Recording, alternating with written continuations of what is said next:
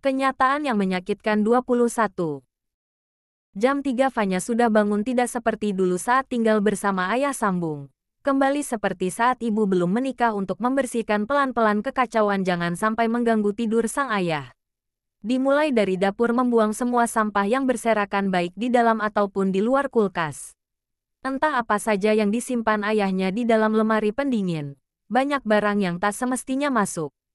Kulkas sudah seperti selayaknya lemari semuanya masuk. Freezer juga tidak tampak lagi celah penuh tertutup salju. Dikecilkan ke suhu minimal dan mulai mengeluarkan semua yang ada di dalam termasuk rak yang sudah berubah warna kekuningan sebelum membersihkan dinding-dinding kulkas. Hah Palu, pasti bapak mimpi. Fanya terkekeh geli ada saja yang dilakukan lelaki saat hidup sendiri. Dikeluarkan palu tersebut dari rak paling bawah, pasti bapak bingung mencarinya. Setelah memastikan dinding-dinding kulkas bersih pandangan beralih ke isi wastafel yang menumpuk. Dia bingung sendiri bagaimana memulai semua. Hendak mencuci bekas-bekas wastafelnya saja sudah tidak terlihat. Diturunkan semua yang ada di wastafel ke bawah tak kalah kotor entah sampai jam berapa nanti selesai semua pekerjaan rumah. Pertama-tama dibersihkan pelan-pelan wastafel jangan sampai dua pria yang masih terlelap terbangun karena keberisikan yang diciptakan olehnya. Tidak disangka untuk membersihkan dapur saja membutuhkan waktu 1 jam lebih tubuh yang baru mendarat ingat sebaiknya ia memasak nasi sebelum azan tiba. Dibuka tempat beras. Fanya menghembuskan nafas kasar hanya tersisa sedikit tidak lebih dari 1 genggam. Sebaiknya ia lekas bebersih badan. Untuk masalah beras nanti sehabis subuh akan mencari toko yang sudah dasar. Aris yang baru bangun berdiri antre di depan pintu kamar mandi. Saat hendak menguap sambil merentangkan tangan untuk melemaskan badan melihat Fanya keluar dari kamar mandi seraya membetulkan handuk yang membungkus rambut yang masih basah. Lupa jika ia sedang menguap ditatap Fanya dengan senyum lebar kagum bahwa adiknya ternyata secantik ini. Allahu Akbar. Yang baru keluar dari kamar mandi kaget abangnya tiba-tiba muncul tidak tertinggal dengan sifat anehnya.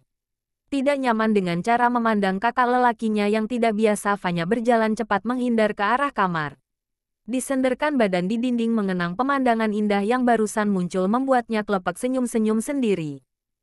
Mata tanpa sengaja memindai seluruh penjuru dapur dibuatnya takjub ia dengan perubahan signifikan dapur Pak Darmawan tidak seperti tadi malam. Tertata rapi dan bersih. Masya Allah. Bersihnya, calon istri salehah. Istri, ya Allah. Riz, Fanya adikmu. Geser ini otak. Tertawanya memasuk ke dalam kamar mandi. Uang hanya sisa 204.000 di tangan dengan segera ia membeli 3 kek beras dan beberapa keperluan.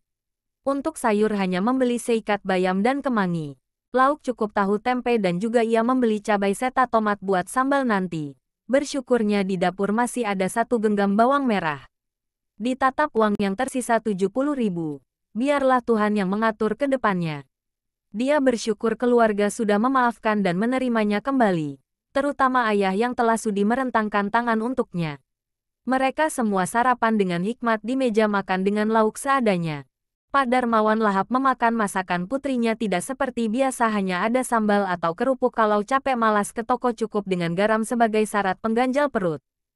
Semua makan dengan tenang tapi Fanya memegangi perut seperti biasa jam segini perut serasa diaduk enggan tersentuh makanan. Rasa mual seketika menjalar ke seluruh tubuh. Dia mencoba menahan dengan keringat besar keluar di seluruh wajah. Tidak tahan langsung berdiri hendak beristirahat di kamar. Fanya, habiskan dulu, tegur Pak Darmawan. Si putri sama sekali tidak menyahut. Untuk menjawab saja tidak mampu jika dipaksa perutnya akan marah mengeluarkan semua yang ada.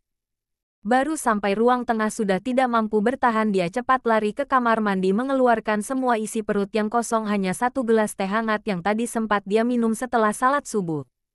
Pak Darmawan panik segera membersihkan tangan di wastafel begitu pula Aris. Semua berlari ke arah ibu hamil tersebut.